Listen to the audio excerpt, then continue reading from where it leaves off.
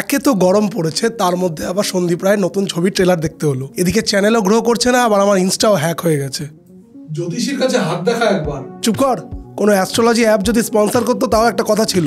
নেপোটিজমের কথা উঠলেই আমাদের চোখ চলে যায় বলিউডের এই প্রোডাক্টগুলোর দিকেই। কিন্তু নেপোটিজমের সব থেকে বড় এক্সাম্পল তো বসে আছে আমাদের বাংলাতেই। সন্দীপ রায়, যার বাবা সত্যজিৎ রায়, যিনি বাংলা লিটারেচারকে ফেলুদা, শঙ্কু, তারিণী খুড়োর মতো লেজেন্ডারি ক্যারেক্টার দিয়েছেন। তার বাবা Sukumar Ray, a great scientist as well as বেশ কিছু সেরা লিটারেচার দিয়েছেন। তার বাবা উপেন্দ্র কিশোর রায়চৌধুরী, যিনি গুপি বাঁধা, হীরক রাজার মতো মাস্টারপিস লিটারেচার দিয়েছেন বাংলাকে, পাশাপাশি বাংলার প্রিন্টিং টেকনোলজিকে রেভলিউশনাইজ করেছেন। আর এদের বংশধর সন্দীপ রায়।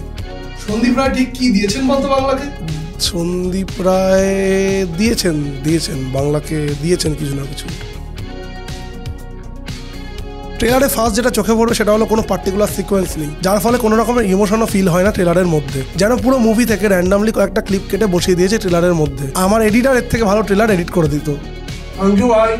ট্রেলারটাই দেখছি যে লিপ সিঙ্ক হয়নি অর্ধেক জায়গায়। কি বিশ্বাস হলো না আমার কথা? এই দেখো 610। বুঝলে না কি হলো? আবার দেখো 610।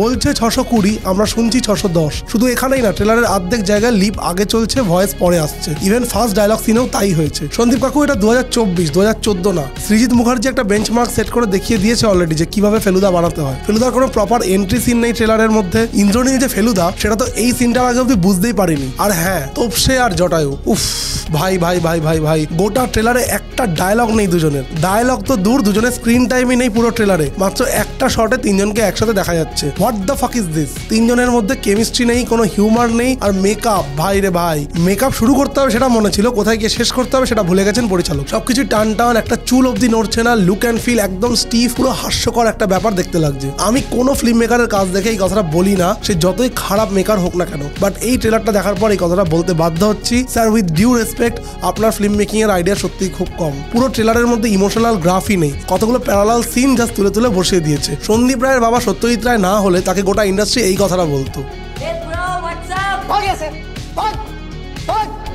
এক ফোঁটা ডেডিকেশন দেখতে পেলাম না পুরো ট্রেলারের মধ্যে। সৃজিত মুখার্জিকে যতই খিস্তি করি না কেন, তিনি তার এই ফেলুদার প্রজেক্টটায় ড্রিভেন ছিলেন। শুধু কপিরাইট ভাঙি আর কতদিন চলবে কাকু? সন্দীপ রায় কিছুদিন আগে বলেছিলেন ফেলুদার বড় পর্দার রাইট আর কোনো বাইরের পরিচালককে দেবেন না। বলছি, ফেলুদা কি আপনার বাপের সম্পত্তি? হ্যাঁ, ফেলুদা তো ওনার বাপেরই সম্পত্তি। হ্যাঁ, মানে টেকনিক্যালি সেটা ঠিকই বলেছেন। ফার্স্ট অফ অল, দুটোই আইকনিক ক্যারেক্টার আছে বাংলাতে, যাদের নিয়ে ছবি বানালে অডিয়েন্স 100% আসবে। তার মধ্যে ফেলুদার উপরে সন্দীপ কাকু যা পিন্ডি চটকাচ্ছেন, এরপর ফেলুদার উপর মানুষের অনীহানা চলে আসে। কি আর বলবো, ওপর থেকে ওনার পূর্বপুরুষেরা ওনার মাথায় ঢিল ছুটছেন কিনা কে জানে। যাও দেখে এসো ট্রেলারটা, আমি একা কেন কষ্ট পাবো, তোমরাও যাও। এরপর শুধু দেবের ফেলুদা করাটা বাকি আছে, ওটা করে ফেললেই 16 কলা পূর্ণ। এই ট্রেলারে যেটা সব থেকে ভালো লাগছে সেটা হলো থিম মিউজিকটা। ও, সেটাও তো আপনার বাপেরই সম্পত্তি। এনিওয়েজ, আর কি বা বলবো, যাও তোমরাও, না দেখে থাকলে দেখে নাও। তবে বাড়িতে এসি থাকলে তবেই দেখো, নইলে আমাকে কিছু বলবে না পরে এসে।